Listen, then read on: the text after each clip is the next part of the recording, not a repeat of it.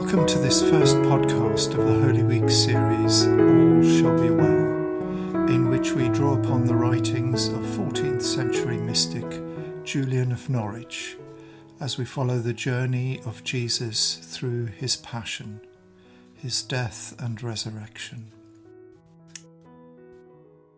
Palm Sunday. What Julian prayed for. On Palm Sunday, the focus is on Jesus entering into Jerusalem to the adulation of the crowds. You can read an account in Luke's Gospel, chapter 19, verses 29 to 40. As we look at that story, we might wonder what Jesus had hoped for. What had he expected when he set in train the process that became this triumphant entry into Jerusalem? What was he seeking? Was it the recognition that he got from the crowd, or were there deeper motivations in him?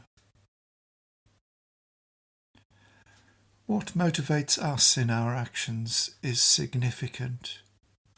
Without a motive, would we do anything? Today, as we enter Holy Week, I invite you to ponder, what is motivating you to engage with this podcast? What are you seeking? What do you need? What do you pray that you will receive from God through spending your time with this? Julian of Norwich, at the beginning of her book, Revelations of Divine Love, describes the prayers, the things she had asked God for that led her to the experiences that she had and the years of reflection and prayer that followed and are described in her book. She speaks of asking for three things of God. Firstly, to have recollection of Christ's passion, as if she had been there with Mary Magdalene and the others who had loved him. Second, she asks for bodily sickness, to come close to death, to be close to God. And thirdly, she asks to have three wounds: the wound of contrition, the wound of compassion, the wound of longing for God. And in all of these she asked, if it is your will, give it to me. Except for that third wound, the wound of longing for God, which she describes as an unconditional request. It seems that she knew she already had this. It wasn't a longing that was dependent on some future gift of God. It was already in her. She had the wound of longing for God, and perhaps it was that wound that motivated the other prayers. It may seem strange to describe longing for God as a wound.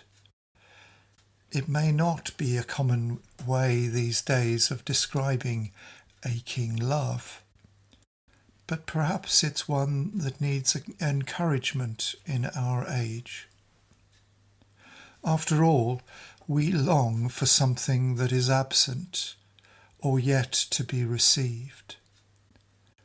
And in that longing is a sense of pain, is a sense of having a wound. And for Julian, it is this wound, this longing for God, that leads her into the depth of experiencing God that she describes. Longing for God is a rich theme in Scripture. Psalm 42 begins, "As a deer longs for flowing streams, so my soul longs for you, O God." And as we look at Jesus, it's not hard to see how when he was engaging with people, particularly those with needs, he took them in the conversation back to their longing, getting them to articulate it for themselves. Bartimaeus, the blind man in Jericho, is asked, "What do you want me to do for you?" And as Bartimaeus articulates his answer, we see the wound of longing in him. "I want to see again," he says. Julian articulated her longings, the longing to know Christ's passion as if she had been there as one who loved him. This longing leads us straight to the heart and the purpose of Holy Week. The point of marking Holy Week is to enable us to enter into and face the realities of Jesus' suffering and death, to let ourselves be touched, to be moved in our compassion, and so in that depth of our compassion to find the joy of resurrection touching us and moving us beyond it. This compassion is costly love. It involves us letting go of our defences, our avoidances of harsh realities, and to be open to being moved to the point even of self-giving. The illness that Julian desired and prayed for may well have been based on her awareness of herself, that she had defences that needed to be broken down by the illness because they hindered her wholehearted response to the God of love shown in Jesus. So I invite you, as we enter into this Holy Week journey, to look to your own heart and notice what it is you are praying for. What effect do you desire this journey to have on you, on your relationship with God, with Jesus, with yourself, with others? And I leave you with some points to ponder based on Julian's prayers.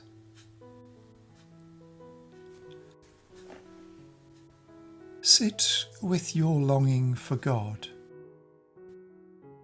Find ways to describe this wound. For you, it may be words, or it may be images and feelings. There may be music that helps you get in touch with this longing. Whatever is your way of being in touch with your longing for God, hold it tenderly in your heart as you find a way of articulating it.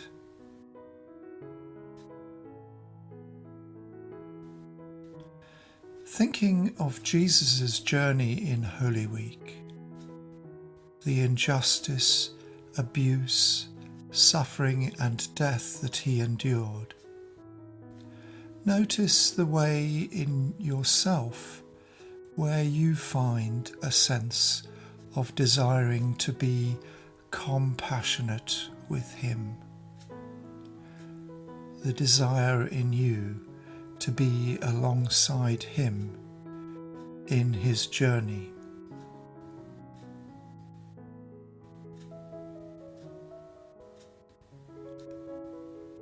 And lastly, an invitation and encouragement to bring what has emerged for you in these 2 points of pondering into a prayerful conversation with God, with Jesus,